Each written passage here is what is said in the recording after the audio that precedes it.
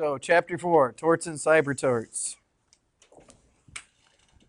We talk about what a tort is, why we have torts, look at intentional torts, negligence, strict liability, and even, if we have a second, cybertorts. So, here's what a tort is. It's a civil, as opposed to criminal, legal injury. In other words, the law doesn't honor all injuries, only the ones that the law recognizes. So, you hurt my feelings. That was a mean thing to say. Not a legally recognized injury most of the time. It occurs when we owe someone a duty. Like, do we have a duty to stop at stop signs? So we can commit a tort when we fail to fulfill that duty and drive through a stop sign and injure someone. That's a tort. The party who's claiming they were injured is the plaintiff. And the party they're suing, the defendant, the one who allegedly created the injury, is called a tortfeasor. And although the objective talks about two categories of torts, there's really three types of torts that we're going to talk about today. Intentional, unintentional, and strict liability. These slides are also available online if you need them.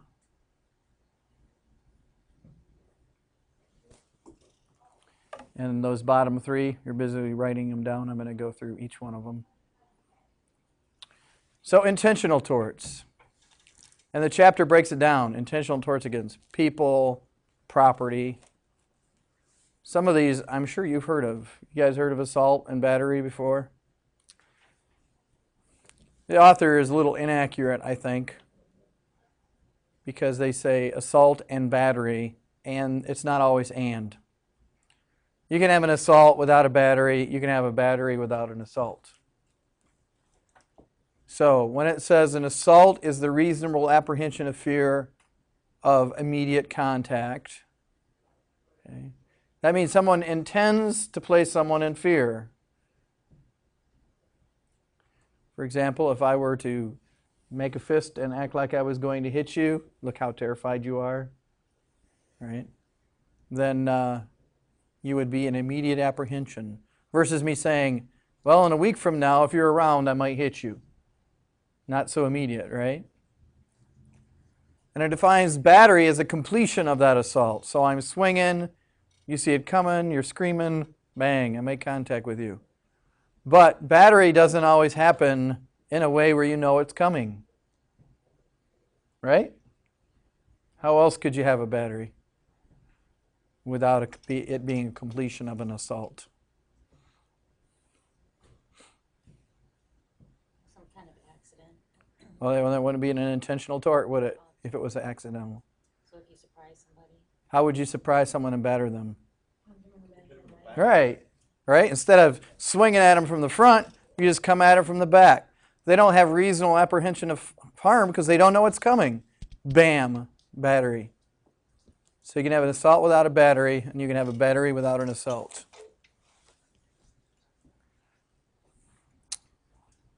There are defenses. In other words, the tortfeasor, the person who's getting sued, could say, well, it may have been an assault, it may have been a battery, but I had consent, I had permission to do those things.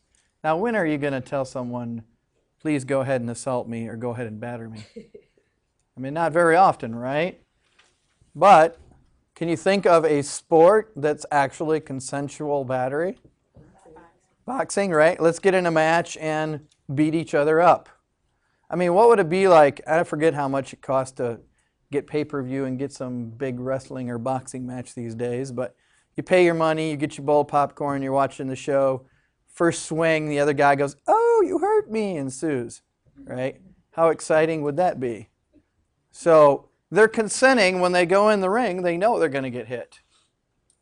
Now, you got to be careful. What extent is the consent? Think back to Holyfield and Tyson, right? I mean, when they got in the ring, they consented to batter each other, but probably not to have one's ear bit off. It probably exceeded the scope of the consent. Self-defense and defense of others. You've heard of that before. When might you batter someone and claim that you had to? Right. You're defending yourself. And again, how much consent or how much self-defense is going to be permissible is usually up for the court to decide. If someone says, hey, I'm going to hit you, and then you turn around and just beat the crap out of them, right, and they don't have any marks or nothing, sometimes that can be an issue. Same thing with defense of property. What would be reasonable to defend property? Right, from your person, then maybe you need to do something. There was a case a long time ago called Catgo versus Briney, and in that case, this guy's barn kept getting ripped off, so he finally took a shotgun and took a spring and tied it to the trigger and to the door. And every time he'd called the police when he was getting broke into, by the time they got there, the guy was gone. So this time the guy opens the door, blammo, he's dead. And so obviously he didn't sue because he was dead, but that became the issue. Is that kind of force excessive in terms of what you should use to defend property? And the court said yes. You shouldn't kill people who are just trying to break in a barn that's not occupied. Okay. Usually this is a time where everybody brings up every scenario about killing people that come inside your house or bar fights, or anybody got a good one? No? What about some people, I saw on some show or something about a person who broke in and then they injured themselves. Yes. On Liar Liar. Yeah. Well, it probably was Liar Liar. The movie? Yeah. Yeah, Probably. it was. What happened there? They were talking about a conversation about his assistant was talking about how someone broke into one of her family members' houses and fell on a knife.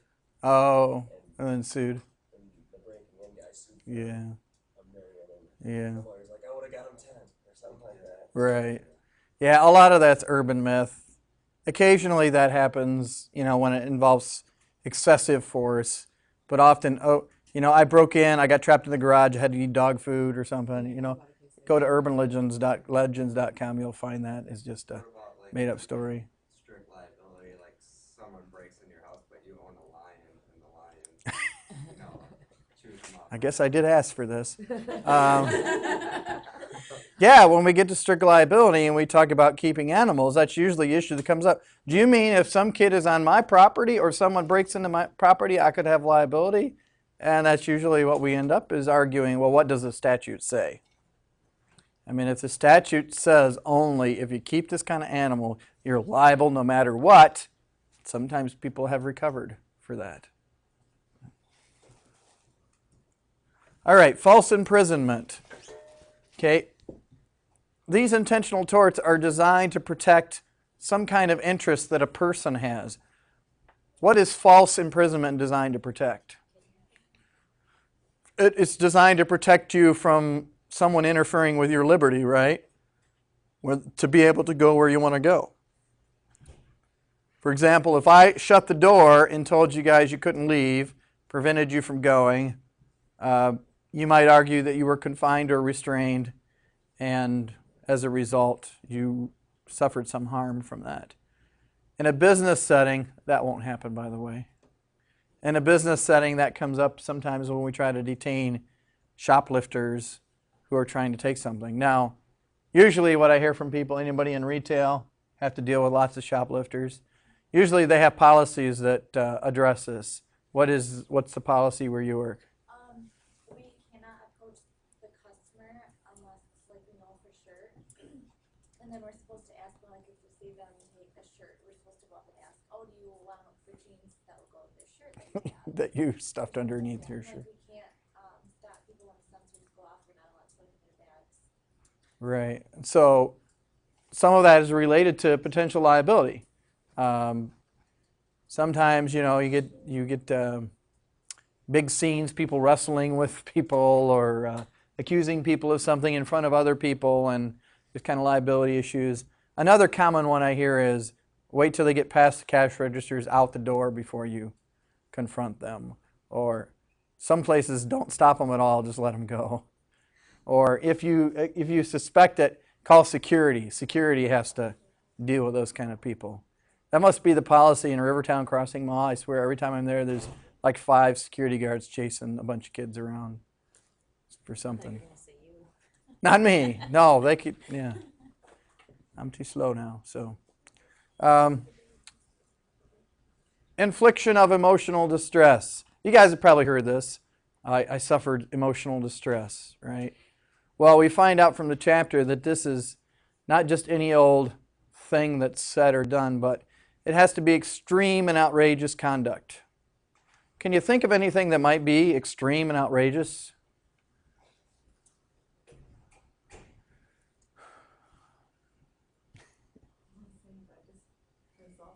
Right. What about a dissolving swimsuit? Wouldn't that be extreme and outrageous?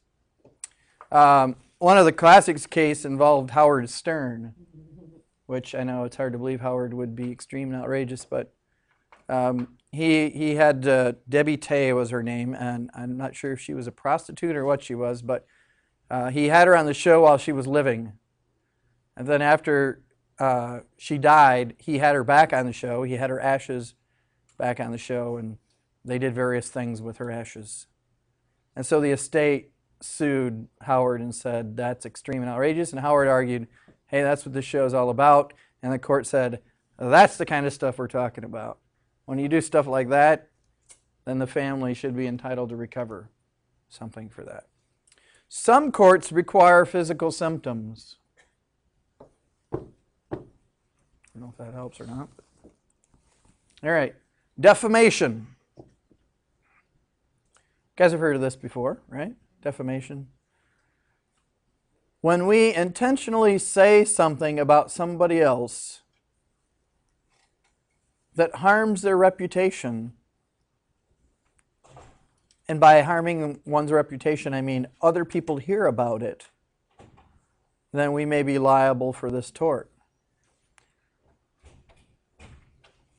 Notice, if you read this carefully, though,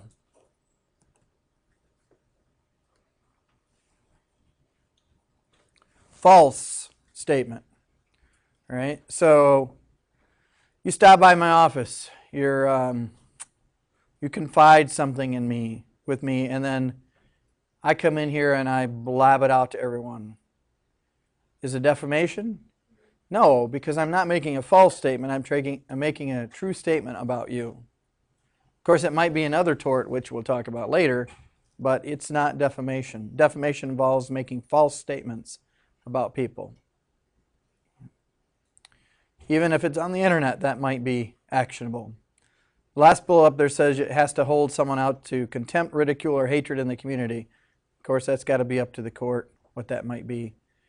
Your book talks about some things that are slander per se. If I come in and I say, hey, how's that loathsome communicable disease? All right? Then, and that's not true. That would harm you, right? If everyone believed you had some kind of disease that could be spread around. But what about like in the People versus Larry Flint, when Larry Flint wrote a thing about Jerry Falwell, sleeping with his losers, which maybe with his mother. Right. And they took that to the... Right, and then we argue truth is a defense to a claim of defamation. Sure, that's come out in a lot of cases. Usually, someone says, "Well, what about the National Enquirer or those kind of papers?" You know, you can't walk through the grocery aisle without reading those things, right? Oprah has Martian Baby or whatever they say. Well, most of those things are said for entertainment, not to harm someone's reputation. No one would really believe, although with Oprah, it's kind of, could go either way. Anything else I want to say about that? Publication. I invite you into my office and I say, okay, it's been about 5 weeks. I've tried everything. You're unteachable. You are stupid. Right? I would not say this to you. But let's say I do. Is it defamation? That's really mean. Right? Anybody watching American Idol? right? You know, what's his name? Simon starts out everything with, I don't mean any disrespect, or I don't mean this the wrong way. You are a total idiot, or something, right? Well, if it's not published, if it's not communicated to a third party, it's just between you and I, then it's not defamation. The key here that you guys need to remember is oral defamation is called slander.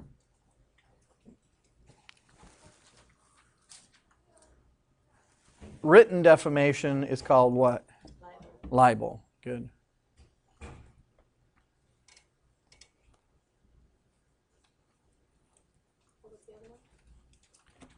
Slander, oral. Written, libel.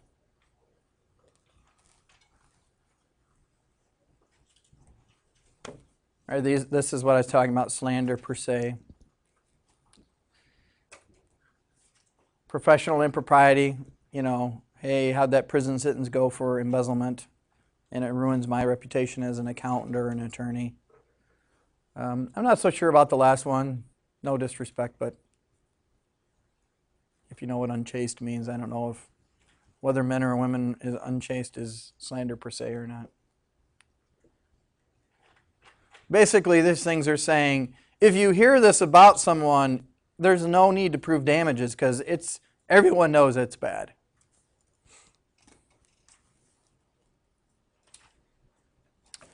Defenses.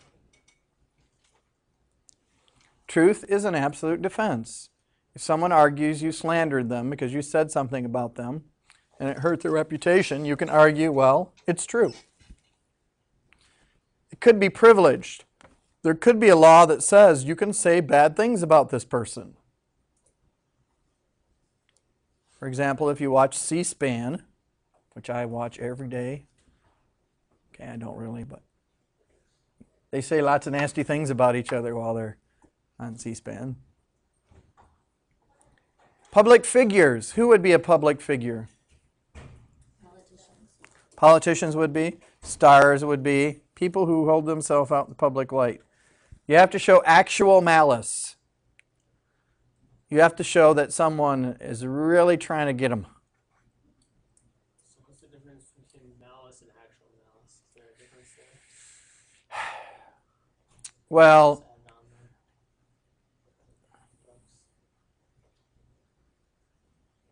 trying to think of a good way to say it. You'd have to be able to point to something that would demonstrate that they actually meant to harm the person by what they said. So, for example, Jerry Falwell sleeps with whoever. I'd say he's a public figure. And a lot of those type of people are held up to a stricter level of scrutiny. So we can say things about them. But if we really said it to harm him, then he would be able to recover. Like I could say, Tom Cruise is insane. Of course, if you watch some of his videos of jumping on couches and different things, you might say truth is a defense. But people who hold themselves out in the public light should know that people are going to say all kinds of stuff about them. All right, invasion of the right to privacy. I mentioned probably the big one that you guys need to be concerned about, and that is revealing private facts publicly. Disclosure of medical records may be this tort.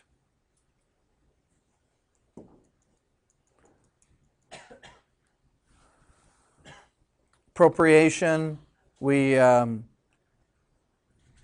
pretend to be someone else. For example, you guys are all, you're excited enough as it is in this class, but what if I came in with an evening gown on? Instead of going from slide to slide, I rolled over each letter one at a time. Got that image in your head now? Me in an evening gown? Right? I would be trying to pretend that I'm Vanna White. Probably couldn't pull that off, but. All right, fraud. When we intentionally lie to someone and they rely on it and they're harmed by it, that's the tort of fraud. All right. So the first thing is that the misrepresentation has to be knowing. If I roll back the odometer on a car and say a car has 10,000 when it has 100,000, that's a knowing misrepresentation.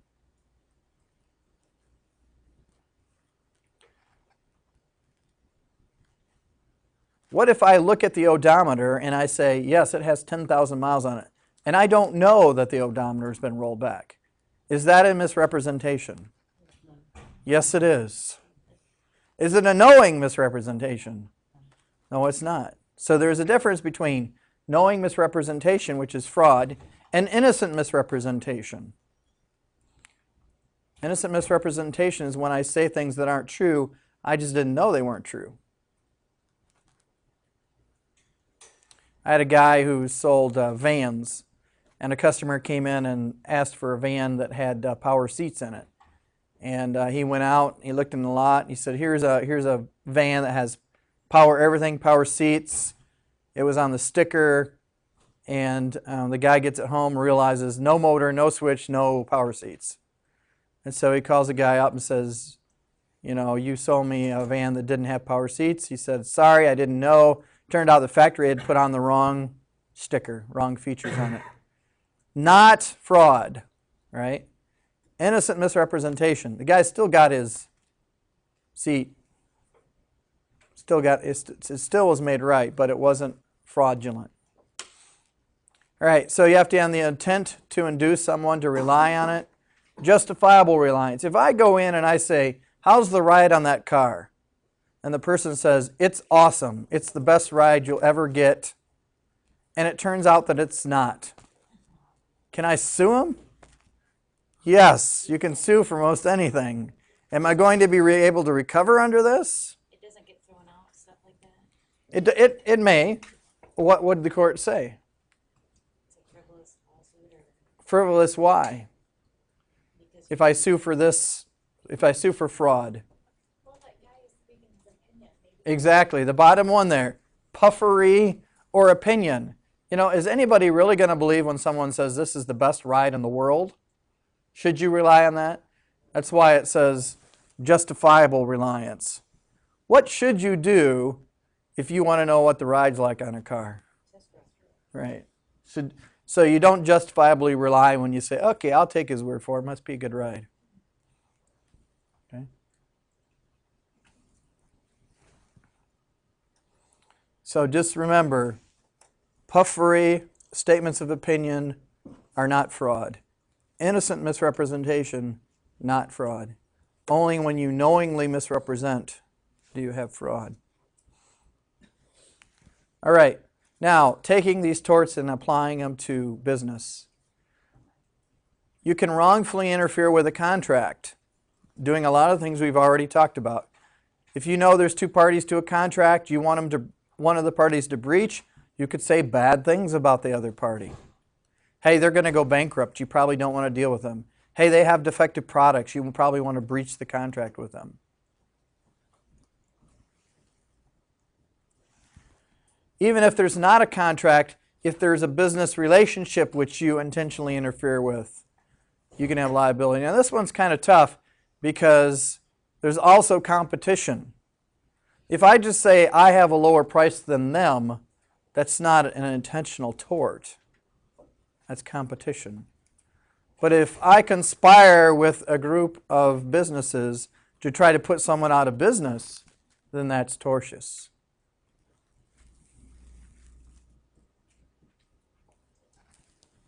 All right, we talked about torts against persons. Now let's talk about torts against property. We'll spend a lot of time on this. You guys have probably heard of trespass before, right? What is a trespass? Just in your own words. So when you go onto someone else's property without their permission. Right, when you don't have permission. So criminal statutes usually define it as going somewhere where you know you don't have authority to go, or going somewhere and staying there even though the authority has been revoked. Okay. Civil, this is the civil version of trespass, and it doesn't have to be your body. If you dump a bunch of stuff on someone else's property, That's trespass to their property because you're wrongfully interfering with their right to use that property. It could also be personal property, not just real estate. So trespass to personal property is like the civil equivalent of stealing. How is it different than stealing? Stealing is punishable by a criminal statute. Basically, it's the same thing. But the tort of trespass to personal property is I deprive you of use of your personal property for a period of time. So like say you need to study for an exam coming up and I grab your book and I hold on to it. Right? And I intend to give it to you at some point. Big joke. Perhaps I've trespassed on your personal property. Conversion is a little different. I go over to the neighbor's house. Hey, can I borrow your lawnmower? Now, when someone asks to borrow your lawnmower, what do you think they're going to do with it? Right, mow the lawn and bring it back. You assume those two things, right? So, a year later, my neighbor's at a lawn tractor race, and I've got his lawnmower all souped up. You ever seen those souped up lawn tractors? I'm racing it around, you know, the oval. Hey, isn't that my lawnmower? Well, yeah. Well, you stole that from me. Did I steal the lawnmower from him? No, I didn't. So conversion is all about getting something rightfully, but then doing something different with it than what it was intended. Disparagement of property. Just like I said, you could slander or say bad things about people. You could also do it towards property. So, for example, you file a false lien or claim against property, and someone's unable to sell it as a result. That's a tort. All right, negligence. Talked about intentional torts. Negligence means unintentional.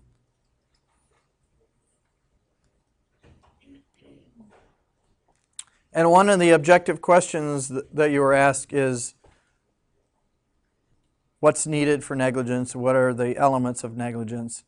And that's on the next slide. If you're busy writing, this is probably more important right here. In negligence, you have to show a duty to the other person. Do you owe a duty to prevent anyone from any kind of harm? Remember the last episode of Jerry Seinfeld? Anybody see that? Remember the Seinfeld episode where weren't they jailed or something for violating some law? You know, whether we owe a duty to everybody to prevent them any kind of harm, generally we don't. So let me give you a scenario. I'm walking down the beach. You're drowning. Do I have an obligation to save you? No? Anybody say yes? Well, isn't it if you witness a crime, you have to do what you're supposed to do? Well, you know, back to that Seinfeld episode there? Or witnessing a crime? No, you're just drowning.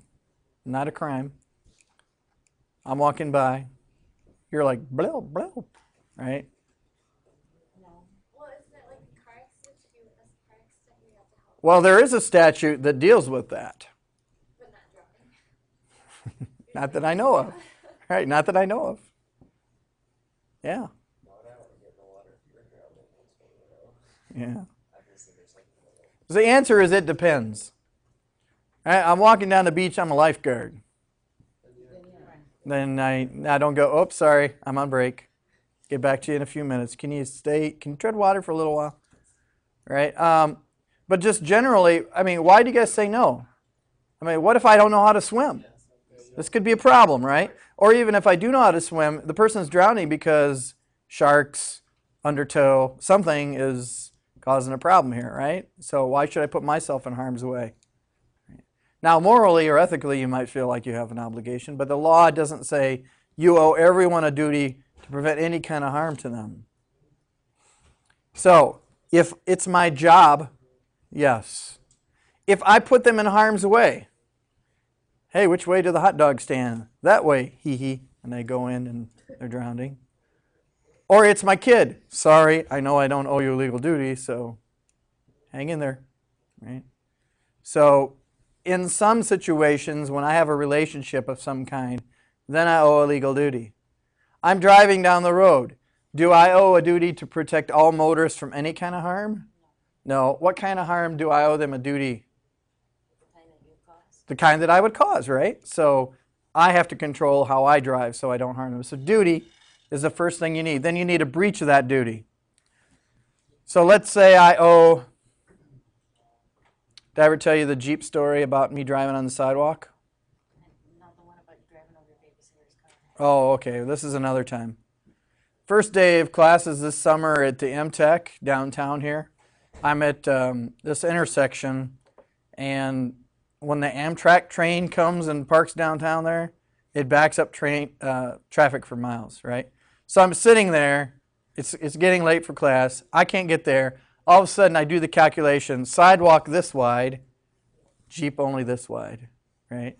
So I very carefully looked to and fro, and then whoop, zoomed down the sidewalk and then went around the corner. No one was turning the corner. They were all just sitting there, right?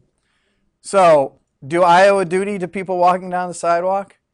Sure. And so if something had happened, that would have been my problem. Don't do that, by the way. That's bad. That's bad. Don't do as I do. They have to suffer an injury, and also important is causation. Now I'm going to share another Jeep story with you, and I only do this because I want you to learn from my mistakes and not do as I do, right? Although I haven't met anyone to do what I did. I used to commute back and forth Kalamazoo to Grand Rapids, and one of the problems with, I'll just make a generalization, men never stop to get gas unless, it's on fumes, right? So I would always try to see if I could get back and forth without having to stop. Besides, between Kalamazoo and Grand Rapids, there's Wayland, and I think that's it, right? So I'd always just try to get back. I know there's other places, but anyway, shorten the story here. So I kept running out of gas. Well, first thing I do is I go out and get one of those plastic gas cans. But then I got to walk with a gas can to a gas station somewhere and come all the way back, right? Or get a ride, right? And I'd rather walk 10 miles than ask someone for a ride anywhere, right?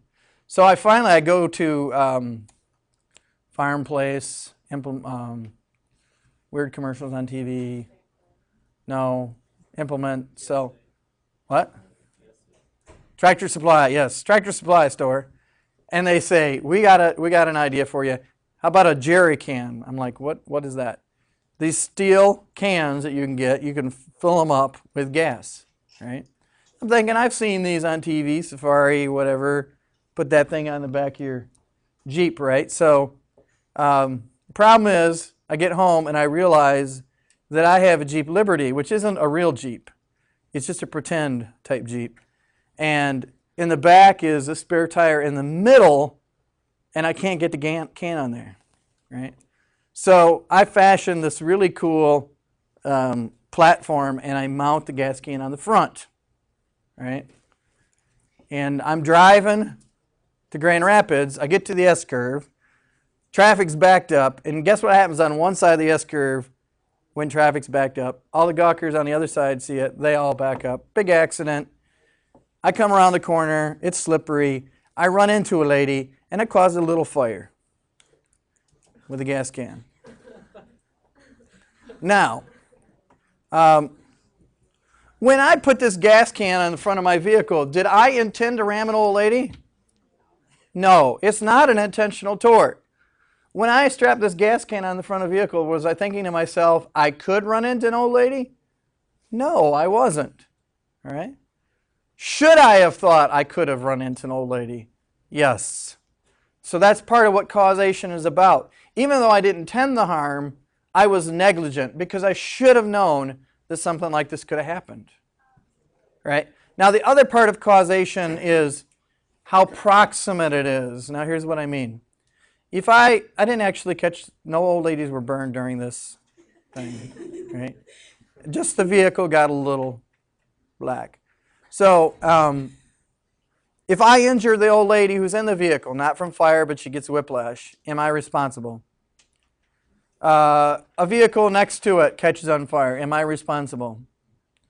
This part didn't happen.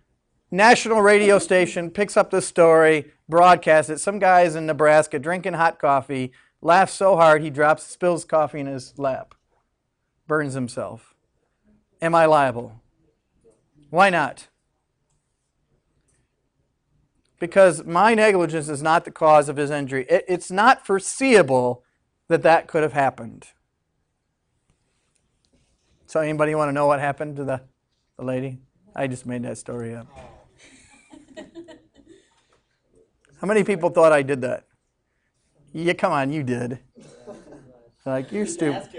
You're like stupid enough. Oh, no, that's nice. All right. So, duty, breach, causation, and harm.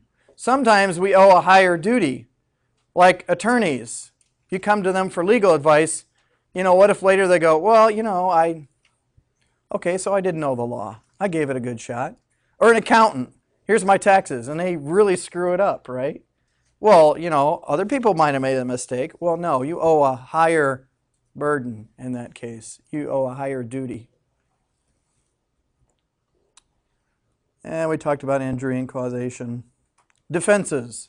Assumption of the risk. There's some things you do. When you do it, you know there's risk. Like what? What kind of things might you do that you know there's going to be a risk of harm? Skydiving is a good one. Bungee jumping. Smoking. They warn you about that before you do it. What else, Sam? When you go to watch I don't watch NASCAR, but you go watch a NASCAR event, what are some of the risks that you might assume? Hearing loss. Right, very loud, that you might sit by someone who's drunk and ignorant. What about a tire flying at your head? People have been killed by that. So that often becomes the issue. Well, you should have known when you come to this kind of event, baseball game, that you might have been beamed on the head. That's why you see lots of signs about stuff like that. Superseding intervening cause. I just like to say that. You're out on a ship. There's not enough lifeboats for everybody. But so story's been told before. All of a sudden, lightning strikes and it blows up. Right? It doesn't matter how many lifeboats were on there, right? Some superseding intervening cause came along, and it didn't matter whether someone was negligent or not, caused the harm. All right, but the big one you guys should know is contributory and comparative negligence. Under both these theories, the defendant argues, well, the plaintiff was also at fault. So you're late for school. I'm walking across the crosswalk within, I got the walking guy. I'm within the crosswalk. I'm not doing anything wrong. And you are going too fast and you hit me. Who's at fault? The driver. Now, I'm jaywalking and you didn't see me. Who's at fault? Driver and maybe me, right? How about I'm in a black ninja suit. It's dark. I jump out from between two parked cars to see if you will stop. Who's at fault? You see how the plaintiff can also have some responsibility for this thing? Well, in a few jurisdictions, if I'm at all at fault, then I don't get to recover. I can't run around jumping in front of vehicles and then trying to recover. In comparative negligence jurisdictions, they compare the degree of negligence of the plaintiff and the defendant. If the plaintiff is less than 50% at fault, then they can recover.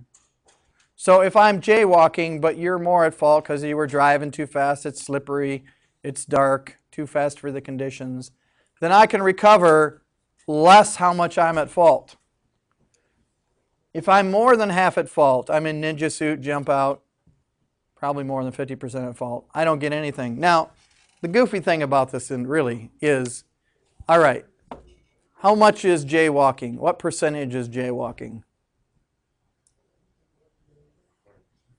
Is it? So if anyone's outside the crosswalk, you got license just to hit them? Like you can punch it? I don't know how that really works with juries. It's like, okay, black ninja, 60%. Jaywalking, that's another 10. I don't know how that all breaks down. Basically, I think what they do is just say, who is more at fault, plaintiff or defendant? Because I don't know how this works out. There's a guy, he's drunk, he falls asleep at the wheel, he wakes up at the last moment, overcorrects, axle breaks in his truck, he rolls over, seatbelt breaks, he falls out and he's paralyzed. Who's at fault? You know? Yeah, that's what they said. They said even though the axle was defective and the seatbelt was defective, none of it would have happened if he wasn't drunk and fallen asleep. But that's what some of these jury trials are about. All right, skip past that. Last slide I want to cover with you, and we'll let you do your group stuff. Strict liability. Sometimes it doesn't matter whether you intended the harm or not. This is statutory law. Statutory law comes from where?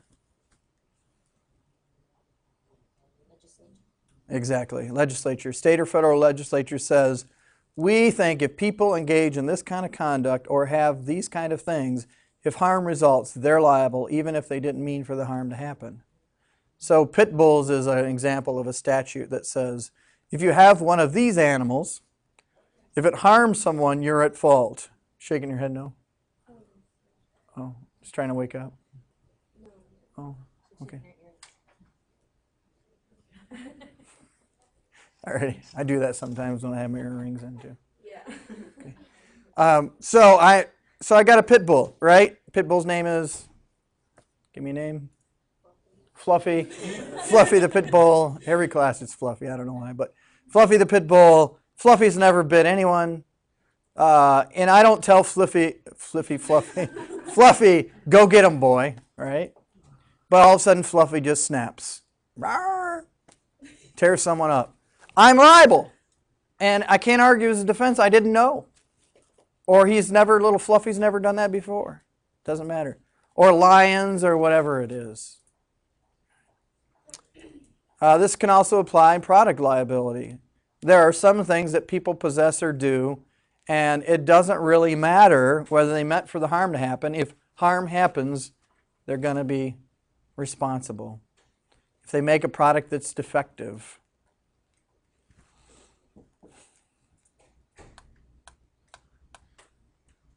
During the summer, I have a stump removal business.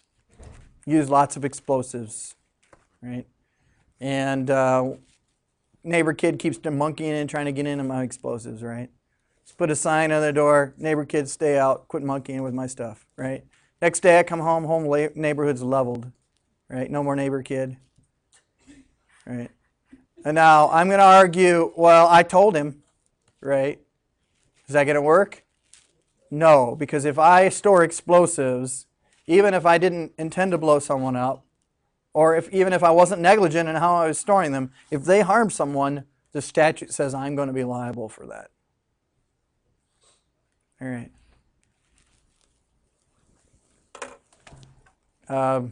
Let's stop there.